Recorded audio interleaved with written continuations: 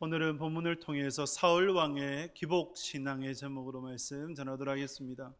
오늘 본문은 지난주 말씀과 연결이 됩니다. 다윗이 인간적인 생각으로 블레셋에 망명을 하게 되었습니다. 1년 4개월 동안 잠깐의 평안을 누렸습니다. 하지만 진정한 평안은 인간적인 생각으로 누릴 수가 없었던 것이죠. 다윗이 인간적인 생각으로 블레셋에 망명한 후에 가장 두려웠던 일이 현실이 되어 버렸습니다. 블레셋과 이스라엘이 전쟁을 치르게 되었고, 다윗은 블레셋의 장수로, 블레셋의 왕 아기스의 수하로 그렇게 전쟁에 참전하게 되었습니다. 이때였습니다. 오늘은 사울 왕에 관한 말씀입니다. 사울 왕이 블레셋과의 전쟁을 준비를 하면서 블레셋의 군대를 보고 크게 두려워 떨었습니다. 하나님 앞에 물었어요.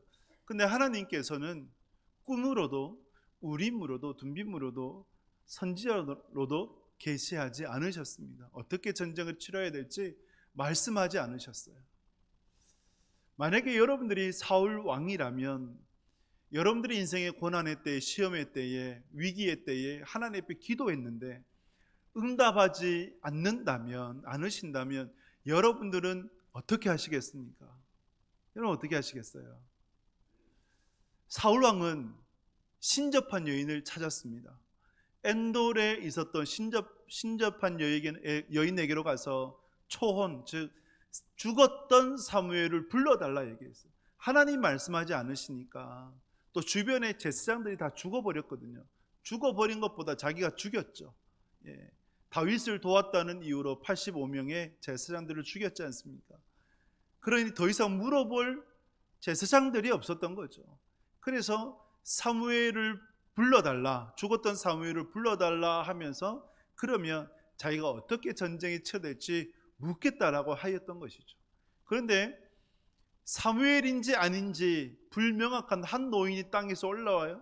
그리고 그 노인이 사울 왕에게 왜 하나님께서 사울 왕을 버리셨는지, 그리고 앞으로 이스라엘이라는 나라가 다윗에게 넘겨지겠고 사울 왕은 블레셋과의 전쟁 가운데 그 아들들과 함께 죽을 것이다 라고 예언을 하게 됩니다. 이것이 오늘 본문의 말씀이에요. 이 본문의 말씀을 통해서 우리는 무엇을 봐야 될까요? 무엇을 해석해야 되겠습니까? 가장 중요한 키워드는 저는 28장 7절이라고 봅니다. 우리 28장 7절 말씀 같이 읽습니다. 사울이 그의 신하들에게 이르되 나를 위하여 신접한 여인을 찾으라. 내가 그리로 가서 그에게 물으리라 하니 그의 신하들이 그에게 이르되 보소서 엔돌에 신접한 여인이 있나이다. 아멘. 이 말씀 속에 사울 왕이 무엇 때문에 망하게 되었는가, 무엇이 문제인가가 그대로 드러나게 되는 거죠. 사울이 엔돌에 신접한 여인을 찾아가죠. 그 이유가 뭡니까? 7절에서 말씀하는 것처럼 자기를 위하여 신접한 여인을 찾아내라 라고 하는 거죠. 신접한 여인을 찾은 목적은 누구를 위해서요? 자기 자신을 위해서. 사무엘을 불러내는 것도 누구를 위해서요? 자기 자신을 위해서. 사울 왕에게 있어서 하나님을 섬기는 이유가 뭡니까? 하나님을 위해서입니까? 자기 자신을 위해서입니까? 자기 자신을 위해서이죠. 하나님께서 아말렉과의 전쟁 가운데 진멸하라고 명하셨지만, 그러나 하나님은 사울 왕은 하나님의 명령에 거부했죠. 무엇 때문에요? 백성이 좋은 것을 원한다라는 그것은 명목이고, 백성의 인기를 통해서 자기 자신의 왕위를 더욱더 굳건히 하기를 원했던 것이죠. 그래서 그에게 있어서 하나님보다 자기 자신이 더 앞섰던 사람이에요. 즉 신앙도 하나님도 신접한 여인도 다 누구를 위해서 찾느냐? 자기 자신을 위해서 찾는 거죠. 이것을 우리가 무엇이라고 부르느냐 하면 기복신앙이라고 부르는 거예요. 복받기 위해서, 나의 만족과 유익을 위해서 종교를 이용하는 것, 그것을 기복신앙이라고 합니다. 우리나라는 이 기복신앙이 정말 짙게 깔려져 있어요. 예적부터 외세의 침입이 많아서 그런지 종교심이 강해요. 그러면서 우리는 지성이면 감천이다라는 생각을 갖고 지극정성으로 신을 모시려고 그러죠. 해와 달과 별을 보면서도 손을 모으고 물을 떠다가도 빌어요. 그 이유가 뭡니까? 그 신의 감동을 통해서 하늘의 감동을 통해 내가 복받기 위함이죠. 이것이 기독교와 또 결합이 되어버렸습니다. 1970년도에 새마을운동이 일어났죠. 새마을운동의 구호가 무엇입니까? 잘 살아보세요. 여러분, 주일 아침만 되면 동네마다 무슨 일이 있었어요? 새마을운동. 그래서 밖으로 나가서 청소하고 치우고 잘 살아보세요를 외쳤지 않습니까? 여러분 그런 적 없습니까? 저 혼자 그런가요? 제가 어릴 적에 이제 주일 아침만 되면 동네에 방송이 나오고 나가서 청소하고 그랬던 기억이 선명해요. 그런데 교회가 잘 살아보세가 교회에 들어와서는 어떻게 된지 아십니까? 예수 믿고 잘 살아보세가 된 거예요. 그래서 60년대 70년대 보내면서 우리나라가 얼마나 가난했습니까? 이 가난함을 예수님 잘 믿고 좀 잘 살아보자 라고 하는 것으로 변질되어 버렸어요. 그래서 어떤 교단에서는 오중복음 삼중축복이라고 하면서 복을 강조하는, 그것이 기복주의, 물질망론주의 신앙으로 변질되어 버린 것이죠. 여러분, 이 기복신앙의 기저에 깔려있는 인간의 본성이 있습니다. 뭔지 아십니까? 자기 중심성이에요. 온 우주 만물의 주인이 하나님이신데, 그러나 온 우주 만물이 누구가 중심으로 이루어져야 됩니까? 나 중심으로 이루어져야 되는 거 아닌가요? 가정도, 교회도, 세상도 누구 중심으로 해요? 내가 중심이 되어야 된다. 이것이 자기 중심성이고 기복신앙의 기저에 깔려있는 아주 인간의 못된 집요한 죄된 본성이 되어버립니다. 어린아이의 주어는요, 나예요. 내가가 돼요. 어른의 주어는 뭐가 돼야 될까요? 너가 돼야 되는 거예요. 다른 사람이 돼야 되는 거예요. 미성숙한 신앙인의 주어는요, 나 중심이에요. 그러나 성숙된 신앙인은요, 하나님 중심이 되고 하나님의 백성된 지체들이 중심이 되는 거예요. 그래서 기도도 미성숙한 기도는 내 생각, 내 뜻을 이루기 원하는 종교적인 기도가 되고, 성숙된 기도는 내 생각이 하나님 생각으로 바뀌어져 하나님의 나라, 하나님의 뜻, 하나님의 영광을 구하는 기도로 바뀌어지는 것이죠. 이런 기도가 생명을 살리는 기도, 생명의 기도가 되는 것입니다. 결국 여러분, 기복신앙을 가질 때 기복신앙의 결론이 무엇일까요? 나의 만족과 유익을 위해서 그저 교회에 오고 하나님을 이용하고자 하는 신앙이 될 때에 그 결론이 무엇이겠습니까? 사울 왕을 보면 그 결론이 보이는 거예요. 기복신앙의 결론은 사람들은 떠나가요. 외로워요. 자기 자신의 쳐놓은 감옥에 갇혀서 평생 지옥에 살아가요.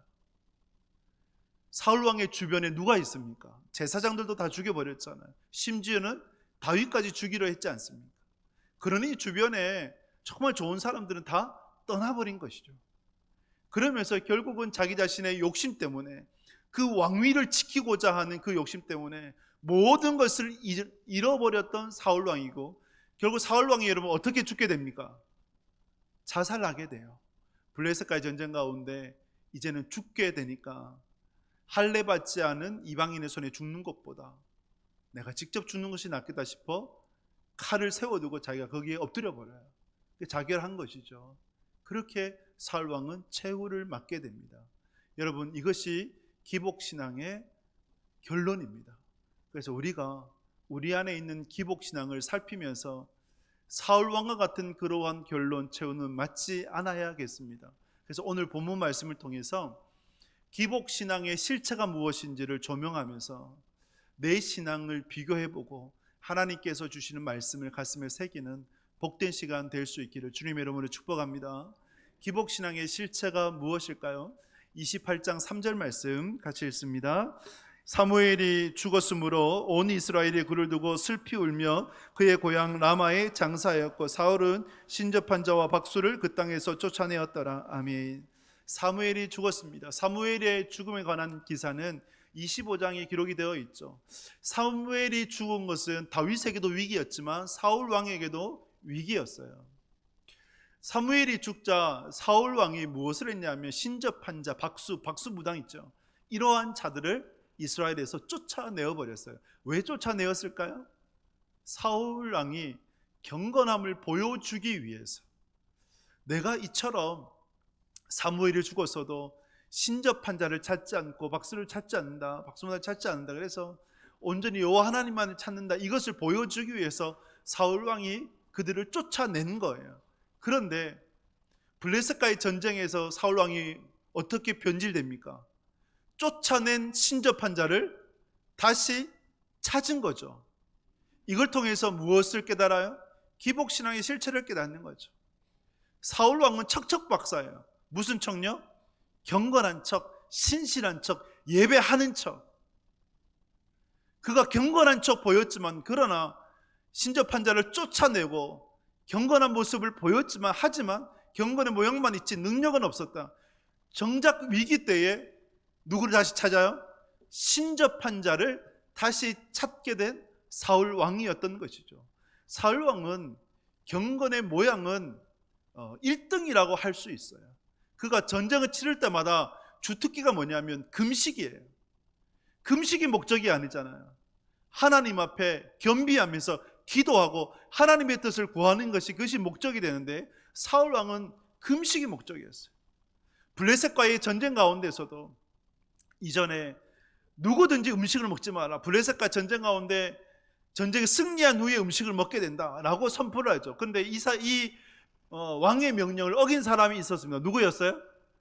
아들 요나단이었죠. 요나단이 숲으로 있는 꿀을 먹음으로 말미암아 왕의 아버지의 그러한 명령을 어기게 됩니다. 그러나 신하들이 도와주어서 요나단이 살 수 있었는데, 오늘 전쟁도 마찬가지예요. 28장을 보게 되면 28장 20절 말씀 같이 있습니다. 사울이 갑자기 땅에 완전히 엎드려지니 이는 사무엘의 말로 말미암아 심히 두려워하며 또 그의 기력이 다하였으니 이는 그가 하루 밤낮을 음식을 먹지 못하였음이니라. 아멘.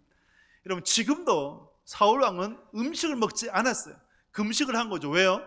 블레셋과의 전쟁을 앞두고 있으니까 입맛도 없을 테고 두렵고 하니까, 또 이러한 금식을 통해서 하나님의 은혜와 자비를 구하려고 했던 그 마음 아니겠어요? 사울 왕에게 있어서는 경건의 능력이 아니라 경건의 모양, 경건한 척, 신실한 척, 예배하는 척만 한 거예요. 이것이 기복신앙입니다. 기복신앙은요, 경건의 능력이 없어요. 모양만 있을 뿐입니다. 하나님을 잘 섬기는 척, 예배하는 척, 경건한 척만 하는 것입니다. 두 번째로 기복신앙의 실체가 무엇이냐 보게 되면 우리 4절 5절 말씀 같이 읽겠습니다. 블레셋 사람들이 모여 수넴에 이르러 진침해 사울이 온 이스라엘을 모아 길보아에 진쳤더니 사울이 블레셋 사람들의 군대를 보고 두려워서 그의 마음이 크게 떨린지라. 아멘. 사울 왕이 블레셋 군대를 보고 크게 두려워서 떨었습니다. 사울 왕의 본 모습이죠. 얼마나 블레셋이 두려웠으면 크게 두려워서 떨었다라고 기록을 할까요? 근데 사울 왕이 원래 이런 사람은 아니었거든요. 11장에서 보게 되면 암몬과의 전쟁 가운데 하나님께서 사울 왕을 선택을 했을 때, 그래서 암몬과의 전쟁이 발발을 하자 사울 왕이 앞서서 이스라엘의 군대를 조직을 해 전쟁에 치르게 됩니다. 정말 용감하게 싸워요. 용맹한 장수였습니다. 그 암몬과의 전쟁 가운데 사울 왕이 대성을 거두죠. 그래서 주변 사람들이 누가 사울을 왕으로 인정하지 않느냐, 사울이 왕이 되지 못한다라고 했던 자가 누구냐까지 하면서 사울 왕의 리더십이 세워졌어요. 이처럼 용감했던 사울 왕이었는데, 그러나 28장의 사울 왕을 보게 되면 너무나 초라해, 겁쟁이에요. 두려워 떨고 있어요. 사울 왕이 왜 그렇게 바뀐 걸까요? 무엇 때문일까요? 두려움은 여러분 환경의 문제가 아니에요. 두려움은 마음의 문제입니다.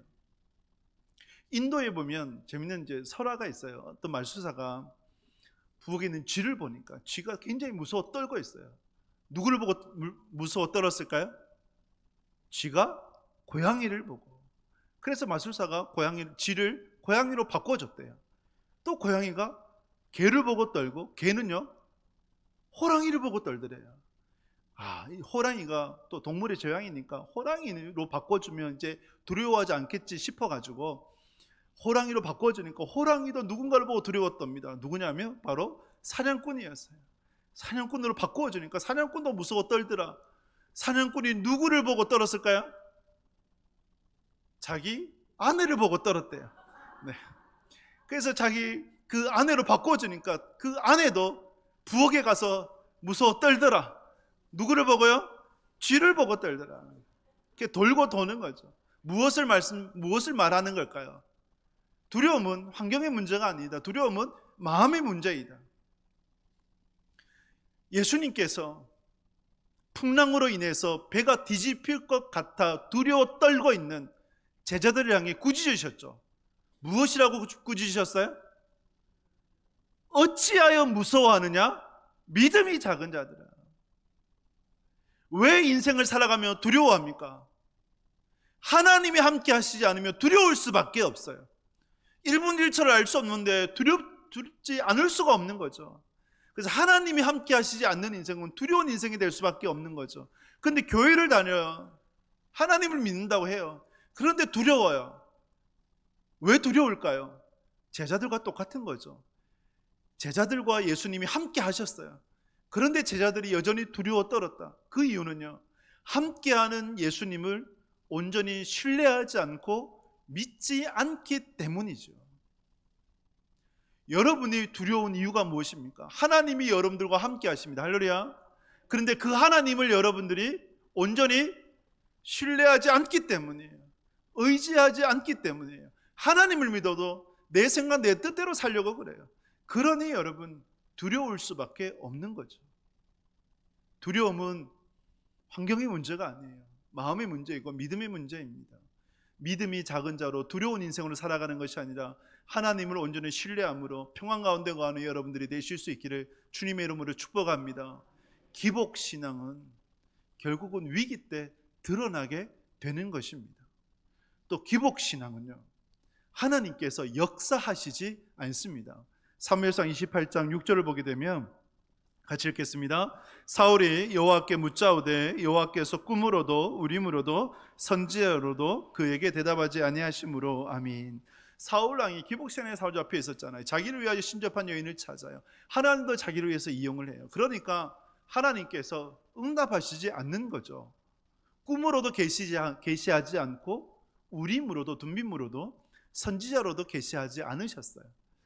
여러분, 이 세 가지의 방식은 구약에서 하나님의 뜻이 임하는 대표적인 방법이 되어집니다. 꿈으로, 구약에서 보게 되면 하나님의 계시가 대체로 꿈으로도 많이 임했죠. 예를 들면 야곱이 베델에서 떠나서 별세보러 갈 때 돌을 베개 삼아 잠을 자는데 꿈에 하나님의 환상이 나타나 하나님께서 내가 너와 함께 할 것이다, 너에게 복을 줄 것이다, 너를 이 고향으로 다시 돌아오게 할 것이다, 계시가 임했죠. 그곳에서 기름을 붓고 돌을 베개 삼았던 돌을 기름 부어서 예배를 드리며 베트엘, 하나님의 집이라고 그렇게 명명을 했습니다.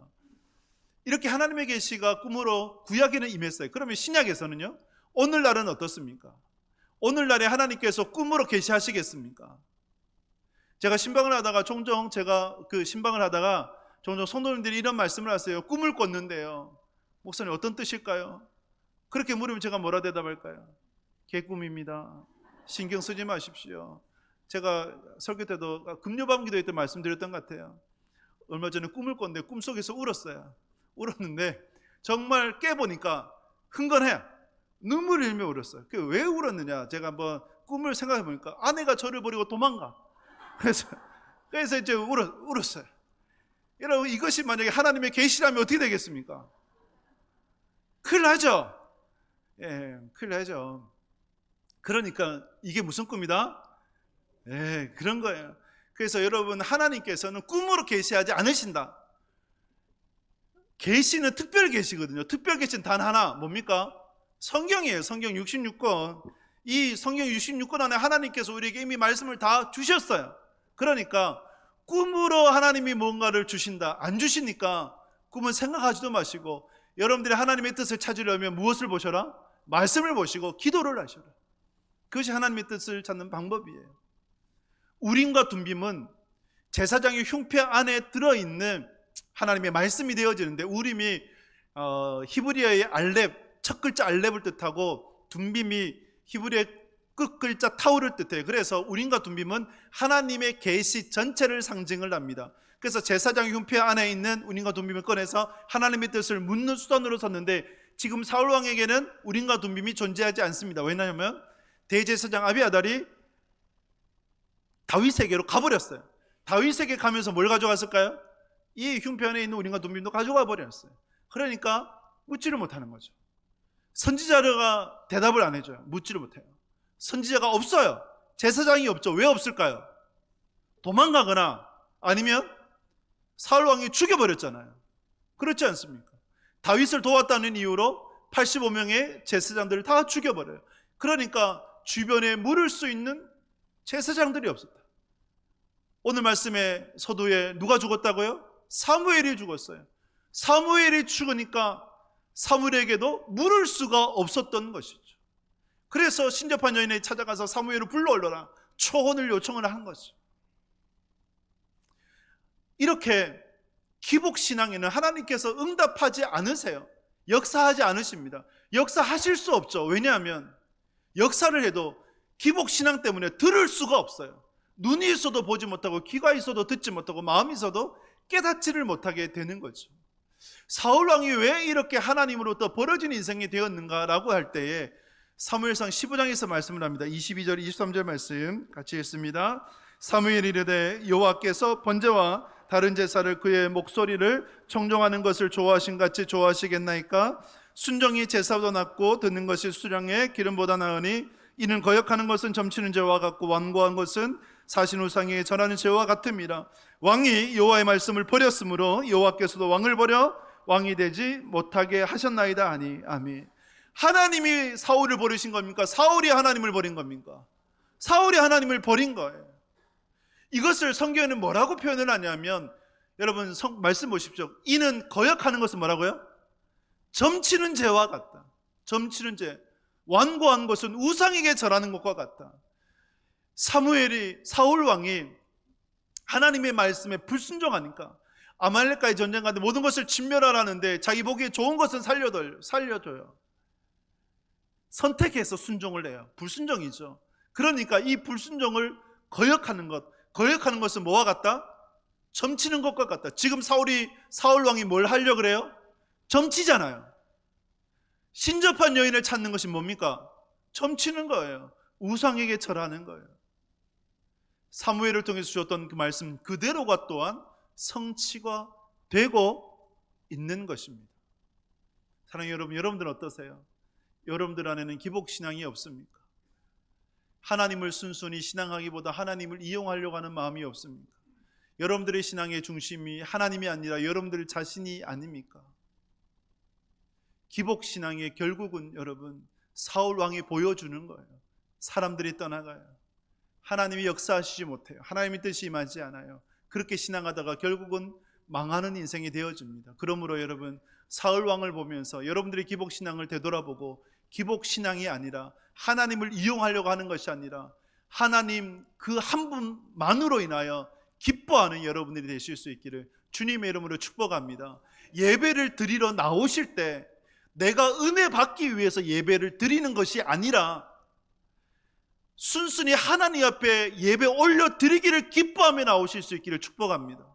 우리가 순순히 하나님께 예배를 올려드릴 때 그 하나님께서 기뻐하셔서 화답해 주심으로 선물로 주시는 것이 은혜라는 거예요. 예배를 때 내가 은혜 받을 수도 있고 못 받을 수도 있죠. 그렇지 않습니까? 왜? 예배의 주인은 내가 아니잖아요. 누구세요? 하나님이시잖아요. 그래서 하나님께서 말씀하실 때에 먼저 하나님의 나라와 의를 구하라고 말씀해요. 그리하면 이 모든 것들 더해 주시는 거예요. 이 모든 것들 더해 주시는 것은 보너스예요. 주실 수 있고 안 주실 수 있어요. 하지만 주시죠. 왜? 하나님께서 우리에게 좋은 것을 주시기를 기뻐하시는 분이시니까. 그러나 우리의 목적은 받기 위함이 아니요 그냥 드리기 위함이에요. 왜요? 우리가 정말 받은 게 너무 많아요. 너무 많아요. 구원받은 것만으로도 충분한 거죠. 할렐루야. 예수님만으로도 충분한 거죠. 여러분들이 연애를 하는데, 사랑을 하는데 조건부에 사랑을 하면 어떻습니까? 무엇을 받으려고 사랑하면 어때요? 무엇을 받으려고 선물하면 어때요? 불편하잖아요. 마음이 상하잖아요. 그것 때문에 시험 들고, 그것 때문에 낭패를 당하잖아요. 사랑은 그렇게 하면 안 되는 거잖아요. 사랑 그 자체로, 내 아내 내 남편 그 자체로. 그래서 선물을 준다 할 때 무엇을 기대하고 선물을 주는 것이 아니라 그냥 고마워서, 그냥 감사해서, 그냥 사랑스러워서 선물을 주는 거잖아요. 그렇게 되어야 되는 거잖아요. 신앙도 마찬가지거든요.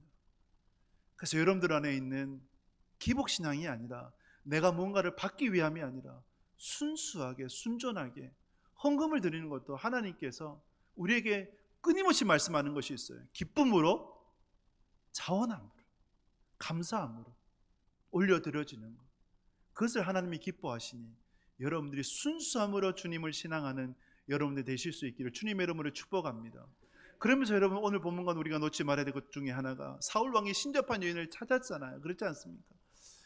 오늘날에 한국이, 우리나라가 굉장히 위험하다, 정말 영적으로 위험하다라고 하는 것이, 여러분, 미신이 너무 많아요. 제가 이제 한번 그 데이터를 조사를 해보니까 2024년도에 목회 데이터 연구소라는 단체에서 데이터를 집계를 해보니까 우리나라의 무당, 타로, 이런 거 있지 않습니까? 이러한 이제 업종이, 사업장이라 할 수 있죠. 사업장이 몇 개가 됐냐? 10,000개가 넘어요. 엄청나지 않습니까? 그 일에 종사하는 그런 미신적인 종교인들이 11,000명이 넘어요. 그 돈에 쓰여지는 돈이 1년에 1조 4천억 원이나 된대요. 엄청난 돈 아닙니까? 1조 4천억 원. 이것을 국민 1인당으로 계산해 보니까 약 1년에 국민 한 사람당 32,000원을 써요. 우리나라 국민 중에 2명 중에 1명이 그러한 점집을 찾고 타로를 찾는데요. 사주팔자를 보려고 한대요. 더 충격적인 뭔지 아십니까? 교회 다니는 사람 중에 5명 중에 1명은 가봤대요. 그것도 옛날이 아니라 최근 3년 이내에 가봤대요. 손들 보세요. 손 들지 마시고, 옆에 사람 시험 드니까 손 들지 마시고. 제가 블로그에 찾아봤거든요. 울산의 점집 한번 검색을 해보니까 이런 말을 해요. 어떤 사람이 자기가 인생에 고민이 있어서 이 점집을 찾아가니까 참 내 인생에 유익을 주더라. 혹여나 인생에 고민이 있는 사람, 이 점집에 가봐라. 그러면 많은 유익을 얻을 것이다. 이 글을 읽는데 가보고 싶더라고. 이러면 안 되고. 그러니까 여러분, 왜 그러면 점집을 찾느냐, 타로, 사주팔자를 보려고 하느냐? 1위가, 그 이유 1위가 위로래요. 위로. 불안하니까, 두려우니까, 앞날이 어떻게 될지 모르니까 당신 별일 없다, 다 잘 될 거다, 단 부적을 쓰면, 이렇게 하면서 위로를 얻고 싶어서 찾아간대요. 근데 그게 위로입니까? 그냥 듣기에 좋은 말들이지. 그러니 여러분, 우리가 장난으로도, 재미삼아라도 그런 데 가면 안 됩니다. 성경에서는 무엇을 말씀하느냐? 그 신접한 자, 박수, 무당 이런 자들을 몰아내는 것뿐만 아니라 또 레위기에서는 죽여라라고 얘기해요. 하나님께서 정말 기뻐하시지 않는 모습이 되는 거예요. 그래서 여러분들 안에 재미삼아라도, 장난삼아도 그런 일들을 하시는 건 정말 어리석은 거예요. 마약에 처음부터 중독된 사람은 없습니다. 재미삼아 해볼까? 마약을 하면 기분이 어떨까? 또 어느 술집에 들어갔는데, 나이트클럽에 들어갔는데 누가 의도적으로 그 마약을 탄 술을 마시고 중독되어져 가지고 헤어나지 못하는 인생들, 너무 불쌍하지 않습니까? 그렇게 해서 중독이 돼요. 여러분들이 그렇게 해서 사이비의 미신에 중독되지 않기를 바랍니다. 그래서 우리 안에 그런 미신적인 행위가 있다면 끊어내야 합니다. 이 미신을 찾는 것이 다른 게 아니에요. 어떤 분이 이런 얘기를 해요. 용한 목사님이 계셔, 전도사님, 선교사님이 계셔. 그 용한 목사님이 기도하면 병을 낫는데 같이 가보자. 이게 신접한 자예요. 여러분, 용한 목사가 병을 고칩니까? 하나님이 고치십니까? 하나님이 고치세요.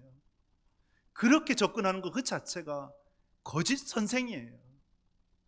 그러니 여러분들이 사람을 찾는 것이 아니라 하나님을 찾을 수 있는 여러분들이 되실 수 있기를 주님의 이름으로 축복합니다. 여러분들이 만약에 사울 왕과 같이 하나님께서 계시하지 않아, 그럼 어떻게 해야 될까요? 여러분들이 인생의 위기와 인생의 고난과 인생의 어려운 때에 하나님께 기도하는데 응답이 없어. 어떻게 해야 될까요? 응답할 때까지 찾아야죠. 하나님께서 은혜 베풀어 주실 때까지 부르짖어야 되죠. 그러면서 나를 되돌아보며 정말 무엇이 잘못됐는가 진정으로 회개하며 하나님께 나가야 되는 거죠. 이것이 맞는 것이죠. 사람을 찾지 마시고 하나님을 찾는 여러분들이 되실 수 있기를 주님의 이름으로 축복합니다. 또 한 가지, 우리가 오늘 본문에 난해함이 있어요. 신접한 여인을 통해서 보게 된 그 노인이 사무엘인가 아닌가라는 거죠.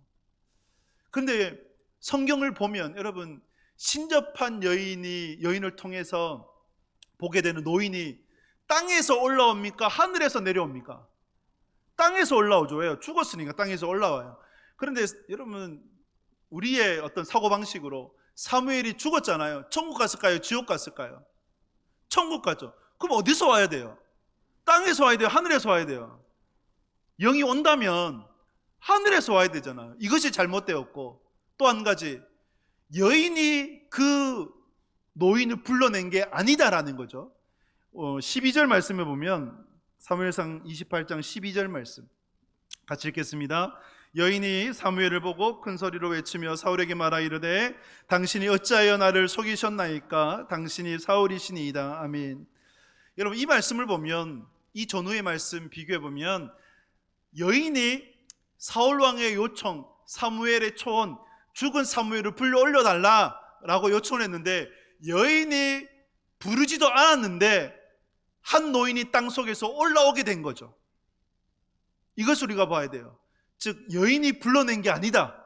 신접한 여인이 불러낸 게 아니다. 그 노인이 스스로 올라왔다 라는 것이고, 그러면 그 노인이 사무엘인가? 그런데 14절 말씀 보면 사무엘이 아니에요. 14절 말씀 같이 읽습니다. 사울이 그에게 이르되 그의 모양이 어떠하냐 하니 그가 이르되 한 노인이 올라오는데 그가 겉옷을 입었나이다 하더라. 사울이 그가 사무엘인 줄을 알고 그의 얼굴을 땅에 대고 절하니라. 아멘. 성경에서 그가 사무엘이다라고 얘기하지 않죠. 그냥 신접한 여인이 땅에서 노인이 올라온다. 근데 그 노인이 겉옷을 입고 있다니까 사울왕이 사무엘인가 보다 라고 해서 땅에 엎드려 절하는 거예요. 그래서 이 노인이, 땅에서 올라온 이 영혼이 사무엘이다 라고 확증을 할 수가 없는 것이죠. 그럼 우리가 성경에서 왜 이것이 난해하냐 하면, 이 노인이 했던 말이 그대로 다 맞거든요. 응답이 되거든요. 사울 왕이 왜 하나님부터 버림받았느냐? 하나님의 말씀을 거역했기 때문이다. 한 가지, 또 이스라엘이라는 나라를 사울 왕으로부터 빼앗아서 다윗에게 주게 된다. 이것도 이루어지잖아요. 또 한 가지, 사울 왕은 그 아들들과 함께 블레셋과의 전쟁에서 죽게 된다. 이것도 그대로 성취가 돼요. 그러면 이 노인이 사무엘이 맞으니까 이 말들이 성취가 되는 것이 아닌가라고 우리가 생각할 수 있는데, 아니요. 여러분, 하나님은 악한 영도 사용하실 수 있는 분입니다. 할렐루야. 그래서 하나님은 누구든지 사용하세요. 하나님의 목적에 따라서. 그래서 하나님께서 악한 영을 통해서 하나님의 말씀들을 주신 거예요. 그래서 여러분, 죽은 영혼이, 죽은 자가, 그 영혼이 우리에게로 다시 돌아올 수 없습니다. 여러분들 중에 정말 사랑하는 사람이 먼저 하나님께로 갔어요. 돌아가셨어요. 그분들의 마음에 정말 간절함이 뭡니까? 한 번이라도 좀 봤으면 좋겠다. 한 번이라도 대화했으면 좋겠다. 이 마음 아닐까요? 그래서 요즘 AI를 통해서 사랑하는 이들의 형상을 재현해서 또 이렇게 이제 그렇게 가상현실로 보는 그러한 프로그램도 있기도 하던데, 그것이 얼마나 간절하면 그렇게 찾겠습니까? 한 번만 만났으면 좋겠다. 그 마음이에요.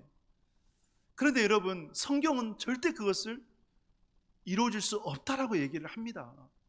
누가복음 16장에 보게 되면 부자와 거지 나사로 비유를 통해서 천국과 지옥의 큰 구렁이가 있고 그 속에서 왕래가 절대 있을 수 없다라고 얘기를 해요. 그래서 천국에 있는 그런 선지자를 음부에 있는 부자가 부탁을 하잖아요. 저 세상에 아직 하나님을 알지 못하는 내 형제 자매들에게 보내어줘가지고 그들이 하나님을 믿고 제발 지옥에 오지 않고 천국 가게 해달라고 그렇게 말씀하니까, 부탁하니까 아브라함이 뭐라 얘기합니까? 이곳에서 저 땅으로 갈 수가 없다 하면서 이미 그 주변에는 모세와 선지자들이 있으니까 그들을 통해서 복음을 들어야 된다라고 말씀을 하죠. 그래서 여러분, 죽은 사람이 그 영혼이 우리에게로 다시 돌아올 수 없어요. 제사상 차려두고 죽은 사람이, 죽은 부모가, 조상이 다시 와가지고 제사상의 음식을 먹지 않는 거예요. 그래서 기독교는 제사를 드리지 않는 거예요. 예배를 드릴 뿐이지. 그 예배도 죽은 고인을 기념하며 드린 예배가 아니라 이 땅에 살고 있는 우리가 더욱더 하나님을 잘 섬기고 하나님 안에서 살아가도록 하는 그러한 예배이지. 그래서 여러분, 이러한 미신에 사로잡히지 않기를 주님의 이름으로 축복합니다.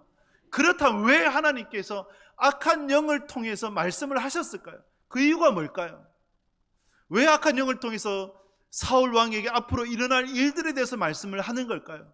저는 그 이유를 기회라고 생각을 해요. 어게인의 하나님, 다시 한 번 더의 하나님. 인생이 실수할 수 있잖아요. 그렇지 않습니까? 실패할 수 있잖아요. 아브라함, 이삭, 야곱, 요셉을 보십시오. 모세를 보십시오. 다윗을 보십시오. 예수님 12제자를 보십시오. 실패하지 않는 인생이 어디에 있어요? 때로는 배신하고, 때로는 배반하고, 때로는 음란하고 간음하고, 때로는 자기 아내를 누이라고 속이기도 하고, 그렇게 실패하고 실수하고 살인까지 했던 사람들 아니에요. 그럼에도 불구하고 하나님은 어게인을 외치시면서 아이성 전투에서 패했음에도 불구하고 다시 일어나서 아이성으로 올라가라. 어게인의 하나님이에요. 실패할 수 있고 실수할 수 있지만 그러나 다시 일어나서 하나님께로 나아가라. 그것이 오늘의 메시지가 되는 거예요. 그래서 여러분들의 인생 실수할 수 있고 실패할 수도 있습니다. 그러나 다시 일어나서 하나님을 붙잡고 하나님을 의지하며 살아가는 여러분이 되실 수 있기를 주님의 이름으로 축복합니다. 변장하지 마십시오. 사울 왕이 변장해서 엔돌에 신접한 여인을 찾았어요. 우리도 변장해서 하나님께로 나오지 않습니까? 하나님을 정말 믿는 척하면서 하나님을 이용하려고 하는 변장에서 기복신앙으로 나오지 않습니까? 하나님은 아십니다. 그러니 여러분, 기복신앙의 변장의 옷을 벗고 순수함으로 있는 모습 그대로 하나님께 나아가 무엇을 받기 위함이 아니라 하나님을 신앙함이 목적이 되는 여러분들이 되셔서 진정으로 이 땅에서 하나님의 자녀여서 더욱 굳건히 세워지는 복된 믿음의 성도들 다 되실 수 있기를 주님의 이름으로 축복합니다.